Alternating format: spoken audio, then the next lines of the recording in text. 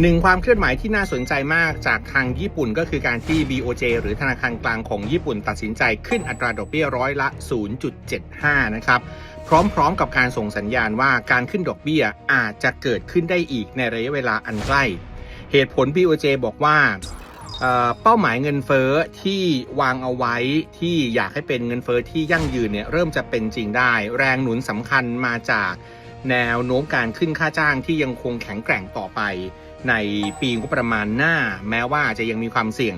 อยู่กับเรื่องของภาษีศุลกากรจากสหรัฐอเมริกาก็ตามทีนะครับแต่ว่าถ้าไปดูปฏิกิริยาจากตลาดถามว่าเกิดอะไรขึ้นบ้างอย่างแรกเลยครับเงินเยนอ่อนค่าลงทันทีหลังจากที่รู้ว่า BOJ ตัดสินใจขึ้นอัตราดอกเบี้ยเงินเยนลงไปอ่อนค่าแต่156 เยนต่อดอลลาร์สหรัฐเหตุผลเพราะว่าตลาดรับรู้มาก่อนหน้านี้แล้วครับว่าจะมีการขยับอัตราดอกเบี้ยแน่ๆไม่ได้มีอะไรที่เซอร์ไพรส์ตลาดและนักลงทุนเองก็ยังไม่เห็นสัญญาณที่จะเร่งรีบในการขึ้นอัตราดอกเบี้ยครั้งต่อไปของ BOJ ด้วย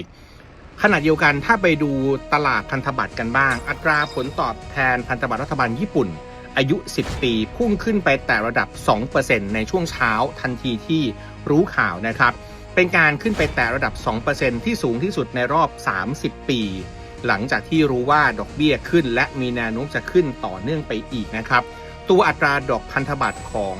รัฐบาลอายุ10 ปีของญี่ปุ่นเนี่ยเป็นตัววัดอัตราดอกเบี้ยระยะยาวยิ่งขึ้นเท่าไหร่ก็ยิ่งหมายความว่าความวิตกกังวลเกี่ยวกับสถานการณ์คลังของรัฐบาลญี่ปุ่นก็ยังมีมากขึ้นเรื่อยๆเช่นเดียวกันครับ